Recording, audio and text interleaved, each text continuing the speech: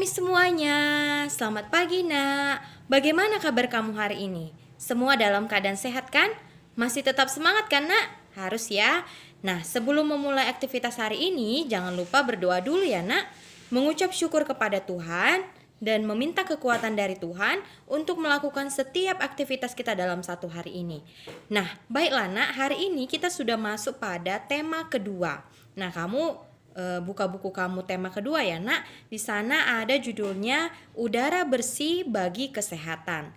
Nah, hari ini kita masuk pada subtema 1, cara tubuh mengolah udara bersih. Nah, kamu bisa buka buku kamu ya nak.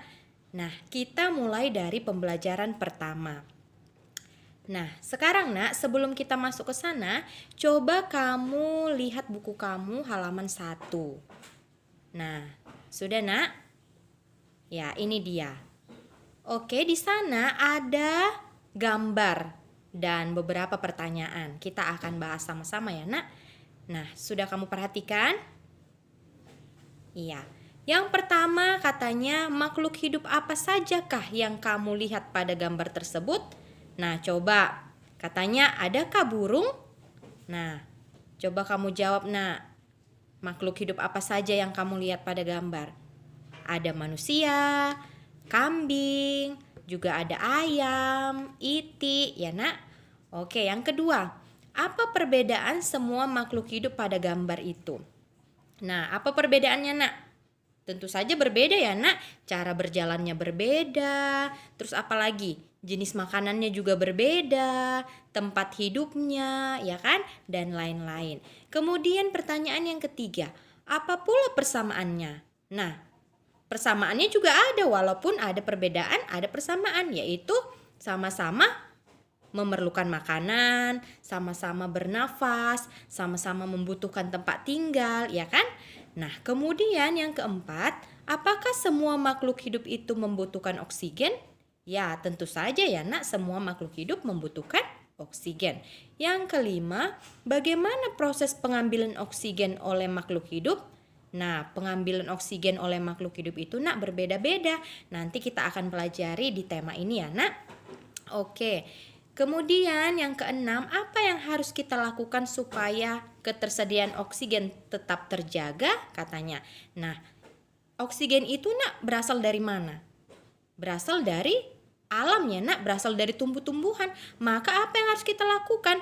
Ya, tentu saja kita harus menjaga lingkungan kita, menjaga tumbuh-tumbuhan di sekitar kita, seperti itu ya. Kemudian yang ketujuh, bagaimana tanggung jawab kita terhadap masyarakat tentang menjaga lingkungan ini, seperti itu ya nak. Nah, apa tanggung jawab kita? Ya, kita harus merawat tanaman, menyiram bunga, menanam bunga, seperti itu. Bagaimana supaya alam kita ini tetap terjaga, supaya kita bisa mengambil oksigen dari tumbuhan itu. Nah, seperti itu, kita kan dengan tumbuhan kan saling melengkap. Anak-anak, hari ini kita akan masuk mata pelajaran bahasa Indonesia. Kita akan mempelajari mind map atau peta pikiran. Dari mind map kita dapat menjawab pertanyaan dan menarik kesimpulan dari pertanyaan apa, di mana, kapan, dan siapa. Nah, apa sih Miss mind map itu? Mind map itu nak merupakan peta pikiran atau peta konsep. Nah, Miss sering memberikan kamu sebuah peta konsep ya nak. Miss sendiri sangat suka menggunakan peta konsep. Kenapa? Tujuannya apa Miss? Tujuannya adalah untuk memudahkan kita dan membantu kita memahami sebuah topik secara menyeluruh tanpa hafalan seperti itu. Nah, mind map juga membantu kita untuk dapat menguraikan rincian dari topik yang ingin kita bahas atau yang ingin kita uraikan, seperti itu ya nak. Nah, coba sekarang lihatlah buku kamu halaman 2. Sudah nak, kamu buka buku kamu halaman 2. Nah, di sana nak ada sebuah teks yaitu tentang Dayu dan ikan hias. Nah, Dayu dan ikan hias. Nah, di sana teksnya itu akan kita buat di dalam sebuah mind map.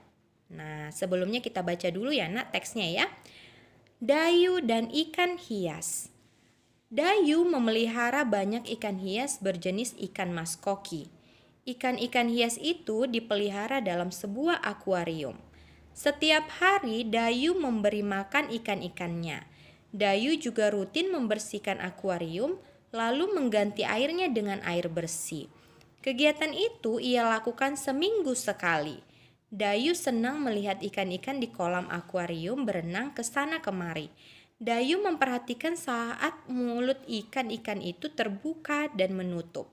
Seolah-olah ikan-ikan itu selalu menelan air. Dayu bertanya-tanya, apa yang dilakukan ikan-ikan itu? Nah, sebuah teks ini bisa kita buat ke dalam sebuah mind map atau peta pikiran. Nah, coba kamu lihat di halaman berikutnya ya, ada di sana sebuah peta pikiran yaitu tentang Dayu dan ikan hias. Anak-anak, coba kamu lihat di sana ada berapa pertanyaan di peta konsep itu? Ada 6 ya. Nah, ini akan menjadi tugas kamu nanti, tapi Miss akan coba membantu satu pertanyaan. Nah, coba kita lihat yang paling atas ya, Apa nama jenis ikan hias yang dipiara? Nah, apa Yaitu jenisnya adalah ikan mas koki. Nah, di sini sudah ada pertanyaan-pertanyaan yang merangkum dari teks tadi, dari cerita tadi. Maka kita tidak perlu membaca teks itu berulang-ulang, kita hanya lihat peta konsep atau mind mapnya ini saja. Nah, ini lebih memudahkan kita mengerti akan teks itu kan, Nah, sekarang kamu sudah paham ya bagaimana cara membuat mind map dan juga apa tujuan dari mind map itu. Nah, seperti itu ya, Nah, sekarang tugas kamu ada 2. Yang pertama, kamu lanjutkan menjawab pertanyaan dari mind map itu ya, Nah, ada 5 pertanyaan lagi. Kemudian di bawahnya ada menarik kesimpulan. Nah, kamu menjawab atau menarik kesimpulan dari mind map yang sudah kamu buat tadi. Nah, kamu bisa lihat buku kamu ya, Oke, semangat ya mengerjakannya. Terima kasih.